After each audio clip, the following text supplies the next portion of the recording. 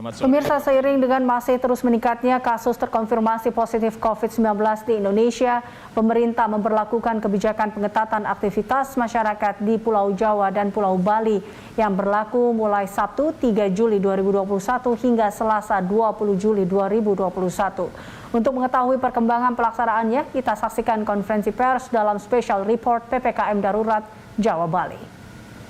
Perlakuan pembatasan kegiatan masyarakat darurat di Pulau Jawa dan Bali dan PPKM Mikro di wilayah lain di Indonesia.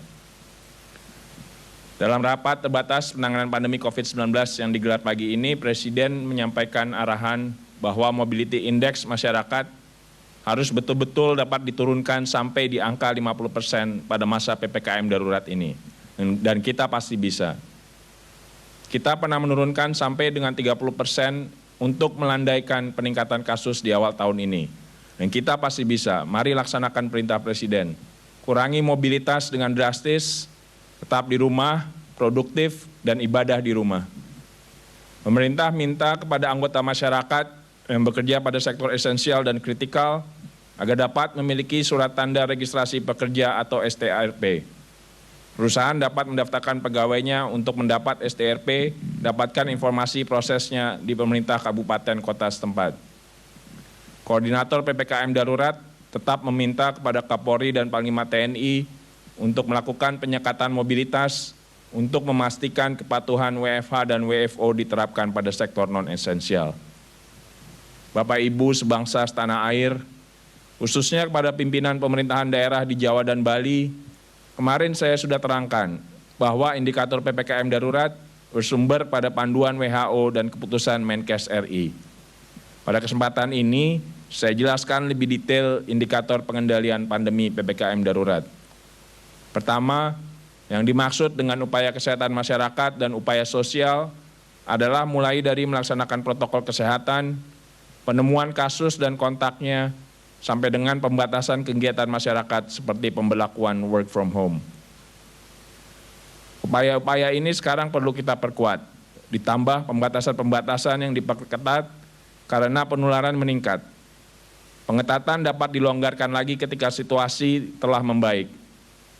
Pengetatan dan pelonggaran ini harus dilakukan agar tujuan dari pengendalian pandemi, khususnya mencegah kesakitan dan kematian, menjaga keberlangsungan pelayanan kesehatan dapat tercapai. Situasi pandemi yang kita bagi menjadi 5 tingkat mulai dari 0 sampai dengan 4 menggambarkan kecukupan kapasitas respon sistem kesehatan.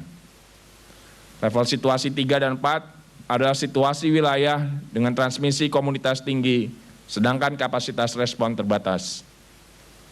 Dalam situasi ini, upaya kesehatan masyarakat dan pembatasan sosial yang ketat perlu diterapkan agar jumlah kasus dapat diturunkan sampai ke level yang dapat ditangani oleh kapasitas sistem kesehatan yang ada.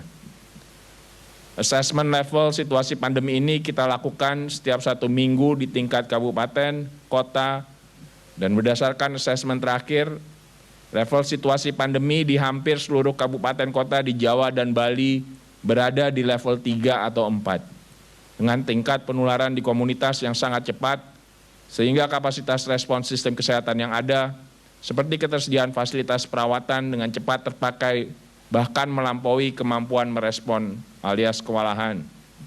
Pemberlakuan PPKM darurat diharapkan dapat mengurangi tingkat transmisi dengan segera, berbarengan dengan berbagai upaya untuk meningkatkan kapasitas respon kesehatan, sehingga level situasi pandemi dapat membaik dan PPKM darurat nanti dapat dicabut.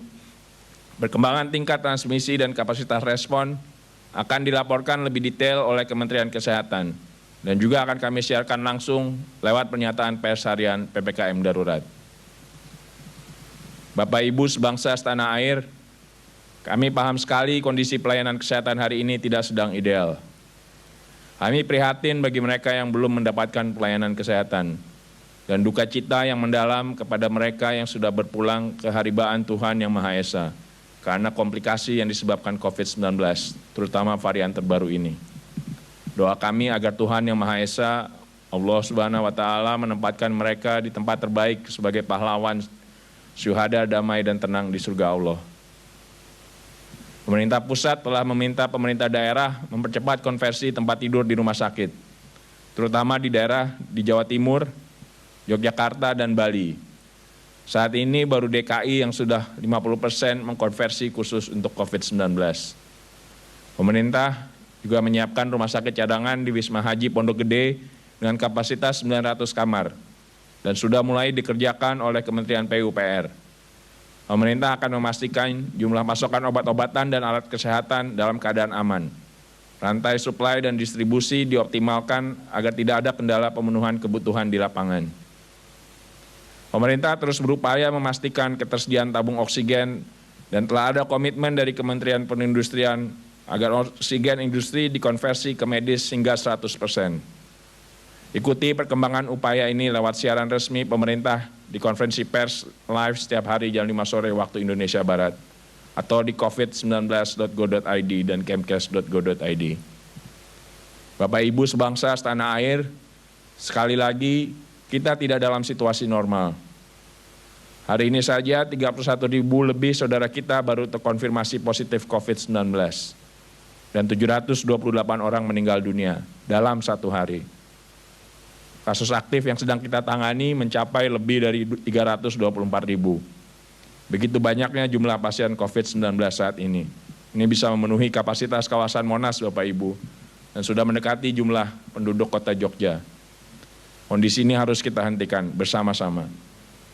Patuhi peraturan PPKM, tinggal di rumah, dan apabila harus keluar, pastikan ikut program vaksinasi COVID-19. Hingga Senin 5 Juli 2021 kemarin, lebih dari 46,5 juta dosis vaksin telah diberikan kepada sekitar 32,4 juta orang yang menerima vaksin dosis pertama dan sekitar 14,1 juta orang yang mendapatkan dosis kedua. Pastikan Bapak, Ibu, Saudara-saudari yang belum divaksinasi untuk daftarkan diri sekarang juga. PPKM darurat harus berhasil karena ini adalah tindakan kemanusiaan. Menyangkut penyelamatan nyawa orang, nyawa kita, keluarga, dan lingkungan kita. Kita bangsa yang tangguh, merdeka dengan keringat dan perjuangan bersama. Maka yakin kita bisa lewati situasi ini. Bersama-sama tetap bersatu melawan COVID-19. Semoga Tuhan melindungi dan menyehatkan seluruh bangsa Indonesia. Sekarang saya persilakan Profesor Wiku Adhisa Smito untuk memberikan keterangan tentang perkembangan kasus nasional, kemajuan posko dan zonasi resiko, dan informasi terkini lainnya. Profesor Wiku, kami persilakan.